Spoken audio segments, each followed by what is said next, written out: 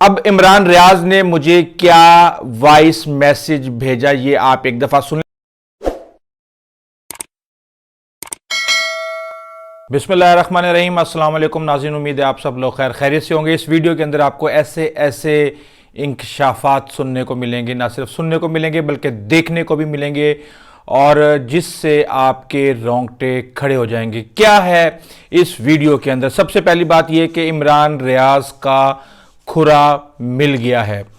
दूसरा सबसे बड़ा सवाल इसके ऊपर कि एक्सटेंशन जो दी गई थी बाजवा साहब को, मैं आपको एक बात बता दूं कि जो एक मीटिंग हुई थी अप्रैल 2021 के अंदर जनरल बाजवा साहब की कुछ सहाफ़ियों के साथ, ये उसके नोट्स हैं और ये वहाँ पे जो नोट्स बने थे उनमें से उसकी एक कॉपी है। इसमें से मैं आपको एक चीज़ ऐसी बताऊंगा जिससे आपको सारी एक्सटेंशन की गेम की समझ आ जाएगी। और उसके बाद जब 6 अक्टूबर को जनरल फैज़ ने क्या को कोर कमांडर बना के ट्रांसफ़र किया गया, तो उस दरमियान की ये सारी की सारी कहानी है जो कि इमरान रियाज ने सुनाई है। ये मैं आपको बड़ी एक्सक्लूसिव डिटेल है इसके अंदर, ये मैं आपको इसमें भी आपको बताता हूँ और आपको साथ में ये भी बताऊंगा कि वो लम्हात जब जनरल बाजवा ज्योतिषियों को लेकर बैठ गए थे अपनी एक्सटेंशन के हवाले से, बड़ी दिलचस्प कहानी है, उसके ऊपर बात करूंगा। दूसरा मैं आपको सुनवाऊंगा कि एक ऐसे शख्स के मुंह से सुनवाऊंगा जिसके ऊपर आप बहुत यकीन रखते हैं, और अगर आप उसके ऊपर यकीन नहीं भी रखते तो आप उसकी उस बात से इत्तफाक करेंगे जिसके मुताबिक अरशद शरीफ को और इमरान खान को कंटेनर के ऊपर गोलियां किसने मारी, जिससे आपको अंदाजा हो जाएगा कि ये सारे का सारा खेल क्या है। और इसके अलावा भी और बहुत सी ऐसी चीजें हैं जो कि मैं आपको इस वीडियो के अंदर बताऊंगा। देखें, मैंने एक वीडियो की थी इमरान रियाज के ऊपर, बहुत गालियां पड़ी, और मैं उन लोगों के लिए, मैं इस तरह की चीज़ें कभी भी शेयर नहीं करता, लेकिन उन लोगों के लिए मैं ये वाज़िया कर दूं कि मेरा अपना इमरान रियाज खान से क्या ताल्लुक है। जब मेरे छोटे भाई की शादी थी 2 से 3 साल पहले, तो मैंने इमरान रियाज खान को इनवाइट किया था, और मैं इमरान रियाज को 14 साल से जानता हूं जब वो रिपोर्टर थे। और आप मेरे फ़ोन का स्क्रीनशॉट को आप देख सकते हैं कि अभी भी मेरे पास जो नंबर सेव है वो इमरान के रिपोर्टर के नाम से सेव है, क्योंकि इमरान खान का नंबर अलग से सेव था तो वो कन्फ्यूजन हो जाता था। अच्छा, अब इमरान रियाज ने मुझे क्या वॉइस मैसेज भेजा, ये आप एक दफ़ा सुन लें ताकि आपको ये अंदाज़ा हो कि मेरा इमरान रियाज के साथ क्या ताल्लुक है। और मेरी वीडियोस करने का मकसद इमरान रियाज को ना तो उसकी जान को कोई ख़तरा और ना ही उसको झूठा साबित करना है, लेकिन जो अलम इमरान रियाज खान ने उठाया हुआ है सच बोलने का, वो अलम उठाने की इजाजत हर एक को होनी चाहिए। ये नहीं कि जो मीठा मीठा सच है वो हप और जो कड़वा सच है वो थू। अस्सलाम वालेकुम भाई, बड़ा खुशी का मौका है, आपको बहुत बहुत मुबारक। आपके भाई को भी अल्लाह ताला ऐसी बेशुमार खुशियाँ आप लोगों को और दे। मेरी तरफ से वंस अगेन बहुत बहुत मुबारक। आज मेरे अपने भाई का वलीमा है, छोटे का, तो मैं वहाँ पे मसरूफ़ हूँ और यहाँ सारे इंतज़ामात मेरे ज़िम्मे हैं। मैं इंतहाई मादरत चाहता हूँ कि मैं आपके पास हाजिर नहीं हो पाया, लेकिन मेरी मुबारकबाद आप कबूल फरमाइए। अल्लाह हाफिज़। तो उम्मीद है कि आप इसको होश से देखेंगे, जोश से नहीं देखेंगे, और चीज़ों को अपनी अकल के कसौटी के ऊपर आप उसको जज करने की कोशिश करेंगे कि क्या बात ठीक है और क्या गलत है। अच्छा, बात शुरू करते हैं एक्सटेंशन की। इमरान रियाज खान जो हैं वो ये कहते हैं नुसरत जवेद की बात के ऊपर, बात गलत नहीं है लेकिन ये मुकम्मल नहीं है। लेकिन इमरान रियाज की जब मैंने पूरी स्टोरी सुनी तो मेरे पास कई ऐसे सबूत थे जिससे मैं ये साबित कर सकता हूं कि इमरान रियाज की स्टोरी भी थोड़ी सी नामुकम्मल है, उसको मुकम्मल करना हमारी जिम्मेदारी है। अच्छा, कहानी यहां से शुरू होती है कि बाजवा साहब को पहली एक्सटेंशन दी जाती है, और वो पहली एक्सटेंशन क्यों दी जाती है, उसके पीछे बैकग्राउंड क्या था? उसके पीछे बैकग्राउंड था 10 साला मंसूबा, और वो एक्सटेंशन जो है वो जनरल फैज ने, मैं ये नहीं कहता कि इसके अंदर इमरान खान शुरू से ही शामिल थे, बाद में बेशक वो शामिल हो गए, लेकिन आमतौर पे इस तरह की चीज़ें होती हैं, और मौजूदा दौर के अंदर भी कुछ इस तरह की चीज़ें हुई हैं, वो भी फिर किसी वक्त बताऊंगा आपको। अच्छा, अब जनरल फैज की जो जनरल बाजवा को एक्सटेंशन दिलवाने के पीछे एक साइंस ये थी कि जनरल फैज ने अपने कैरियर के अंदर अपने कैरियर के लिए बहुत ज़्यादा कंप्रोमाइज़ किए थे लाइफ के अंदर, और वो हर हाल में चीफ ऑफ आर्मी स्टाफ बनना चाहते थे और वो बहुत ज़्यादा एम्बिशियस थे। उनकी फैमिली हिस्ट्री को अगर आप कभी खोल के आप स्टडी करेंगे तो आपको उसके सारे इंडिकेटर्स उसको मिल जाएंगे। अच्छा, वो चाहते थे कि अब मैं जब बाजवा साहब को 3 साल की एक्सटेंशन अगर दिलवा देते हैं इमरान खान से मिलके, आपको पता है पूरा एक हिसाब किताब चल रहा था उस वक्त, अब इससे ज़्यादा आपको बुरी लगेंगी बातें वो नहीं मैं बताता आपको। अच्छा, वो एक्सटेंशन का प्लान ये था कि 3 साल बाजवा साहब करेंगे, उसके बाद जब बाजवा साहब रिटायर होने वाले होंगे तो मैं खुद चौथे नंबर पे हूँगा, वज़ीर आज़म मेरा अपना होगा, और उसके बाद मैं चीफ ऑफ आर्मी स्टाफ बन जाऊँगा और इमरान खान को दोबारा इलेक्ट करवा लूंगा। ये एक मोटी मोटी बात है जो कि पहली एक्सटेंशन के पीछे थी। अब उसके अंदर लुच फ्राई किया नून लीग के अंदर और वो एक्सटेंशन देने के लिए सामने आ गए। इनका सबसे बड़ा मसला ये है कि जहां इनको छोटे छोटे से मुफादात नजर आते हैं, ये नजरियाती सियासत का जनाजा निकाल देते हैं और उसके बाद फिर हाथ मसलते हुए रह जाते हैं। तो नून लीग आ गई एक्सटेंशन देने के लिए, हमायती बन गई। वहां पे ताल्लुकात जो हैं वो एक मॉरली जनरल बाजवा के ऊपर ये हो गया कि अब मैंने उनको भी किसी भी तरीके से अकोमोडेट करना है और उनको दीवार के साथ नहीं निकाल लगाना। और जनरल बाजवा ने इमरान खान को यह कहा भी कि आपने उनको फांसी पर चढ़ाना है, और वो जो इमरान खान एहतसाब की आड़ में उनको सबक सिखाना चाहते थे वो सिखाने में नाकाम रहे। अब बात आ जाती है दूसरी एक्सटेंशन की। अब मीटिंग होती है और ये है उसके डॉक्यूमेंट्स, उसमें से ये सारे मैं आपको नहीं बताऊंगा, इसमें से सिर्फ एक लाइन मैं आपको बताया तो ये सारे की भी बारी आएगी, बड़ी जल्दी आएगी, लेकिन उसकी रेलेवेंसी होना जरूरी है।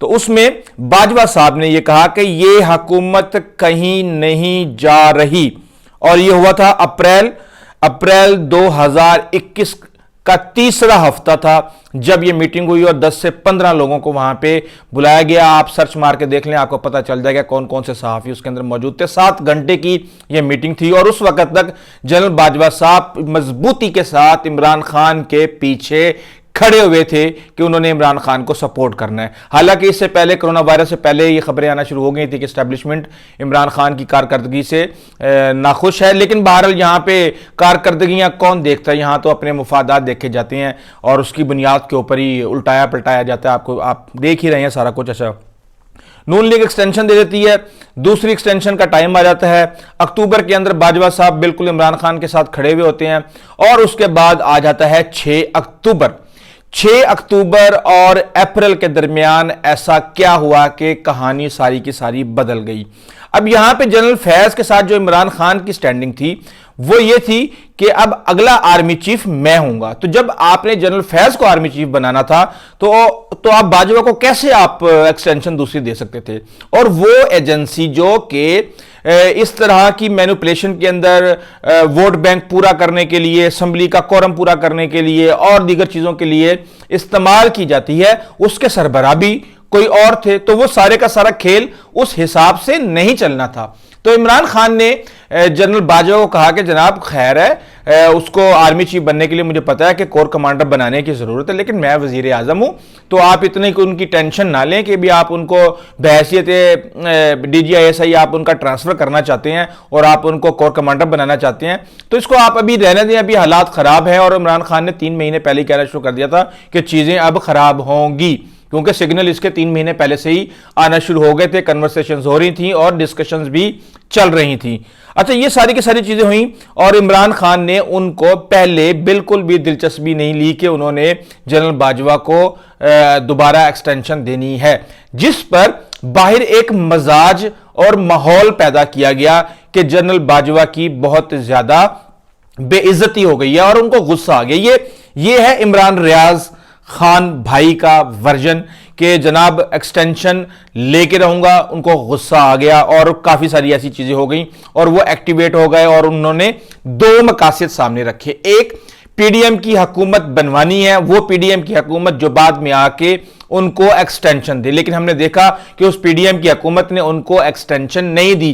क्यों नहीं दी, यह भी एक बहुत बड़ी साइंस है, इस पे भी बात करते हैं। और दूसरा, उन्होंने कहा कि पाकिस्तान की मिलिट्री एस्टेब्लिशमेंट वो करती है जो उनको अमेरिका कहता है।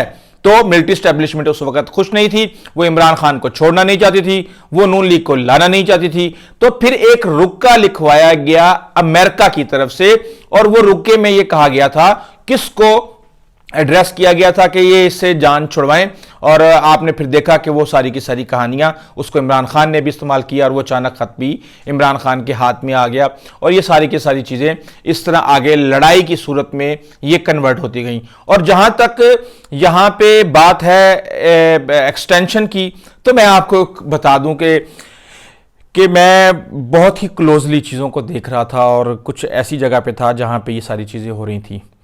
जनरल बाजवा मुसलसल मीटिंग्स कर रहे थे और बेतहाशा मीटिंग्स कर रहे थे, और उन्होंने 3 से 4 महीने पहले हर बंदे के साथ उन्होंने मीटिंग्स की, और यहां तक कि उनके रिटायर होने से 2 हफ्ते पहले वो लाहौर में आते हैं, और लाहौर में आके उन्होंने किसी के जिम्मे लगाया हुआ था कि 5 ज्योतिषी उनके लिए तैयार किए जाएं, और वो उनसे डिस्कशन करना चाहते हैं कि उनका रहना पाकिस्तान के लिए फायदेमंद है या नुकसानदेह साबित हो सकता है, यानी कि एक्सटेंशन लेनी चाहिए या नहीं लेनी चाहिए, उनके सितारे क्या कह रहे हैं। और इस बात में हकीकत है कि जनरल बाजवा आखिरी लम्हे तक चाहते थे कि उनको दूसरी एक्सटेंशन मिल जाए, लेकिन फौज के अंदर ही इस्टेब्लिशमेंट ने यह मेक श्योर किया कि अब जितना नुकसान हो चुका है उसके बाद इनकी एक्सटेंशन मजीद तबाही की तरफ लेके जाएगी। लेकिन फिर इमरान रियाज एक और बात कर देते हैं, और ये वो बड़ी अजीब सी बात है जो मुझे समझ में नहीं आई। इसको मैं आपके सामने पेश कर देता हूं कि इमरान रियाज खान ने क्या कहा। अरशद शरीफ की शहादत और इमरान खान को गोलियां ना लगती तो 100% जनरल बाजवा एक्सटेंशन ले जाते। अब इमरान रियाज खान के मुताबिक अरशद शरीफ और इमरान खान को गोलियां लगने का जनरल बाजवा को नुकसान हुआ, यह बात तो उन्होंने कर दी, लेकिन कैसे ये भी हमें पता है कि जो पब्लिक सेंटिमेंट थे बहुत ज्यादा खराब हो गए थे। लेकिन फिर ये किसने मरवाई गोलियां? ये गोलियां अगर तो जनरल बाजवा को इसका नुकसान होना था, तो फिर अरशद शरीफ और इमरान खान को गोलियां किसने मरवाई, और किसने उनकी जो एक्सटेंशन का प्लान है वो तहस नहस किया, और उसके बाद फिर सारे मामलात को एक तरह से मिट्टी पाओ हिसाब किताब हो गया। अब कुछ समझ ही नहीं आई कि क्या हुआ और क्या ना हुआ। तो फिर ये सारी की सारी कहानी किसकी है, हम ये भी जानना चाहेंगे कि वो चीज़ जो इमरान खान और ये मौजूदा हुकूमत भी, यानी पीडीएम हुकूमत भी उनको एक्सटेंशन नहीं देना चाहती थी, मियां नवाज शरीफ बिल्कुल भी नहीं चाहते थे कि जनरल बाजवा को एक्सटेंशन दी जाए। तो फिर ये इस तरह का मुश्तरका मुफादात के ऊपर ये सारे का सारा खेल किसने रचाया, इससे ज्यादा अगर मैं बात करूंगा तो वह इल्जाम हो जाएगा। तो इसको हमें जानने की जरूरत है। दूसरी बात यह कि अमेरिका के जो कहता है अमेरिका कहता है, अमेरिका के कहने पे होता है, यह बात एक हकीकत है कि हमारे जर्नैल अमेरिका में रहना पसंद करते हैं, वहां की नेशनैलिटी लेना पसंद करते हैं। उसके पीछे ये एक हकीकत है कि बर्रे सगीर के अंदर अमेरिका और बरतानिया का 150-200 साल कल्चर है यहाँ पे, और वहां पे ज्यादा हम कंफर्टेबल फील करते हैं। यही वजह है कि हम ना ही बीजिंग की तरफ रुख करते हैं और ना ही मॉस्को की तरफ रुख करते हैं। इतनी सर्दी और चिंची पिंची के अंदर कौन रहना पसंद करेगा। अच्छा, जहां तक पॉलिसी की बात है तो जाहिर सी बात है कि दुनिया के किसी भी डेवलपिंग कंट्री और खास तौर पे न्यूक्लियर कंट्री की यह पॉलिसी होती है कि वो दुनिया की सुपर ताकत को किसी भी लिहाज से उसके लिए खतरा ना बने। लेकिन आपको इस तरीके से एक ये इंप्रेशन दे के चीजें खराब, मेरी नजर में ये चीजें खराब होती हैं। आपको ये बात समझने की जरूरत है कि इस मुल्क की न्यूक्लियर पावर बनाया अमेरिका की मर्जी के खिलाफ बनाया, इस मुल्क को बैलिस्टिक मिसाइल प्रोग्राम दिया गया अमेरिका की मर्जी के खिलाफ दिया गया, इस मुल्क को सी पैक देने की कोशिश की गई, अभी तो बहरहाल सब मिट्टी पाव हिसाब किताब हुआ है। तो वो सब का सब उसी तरीके से अमेरिका की मर्जी के खिलाफ हुआ।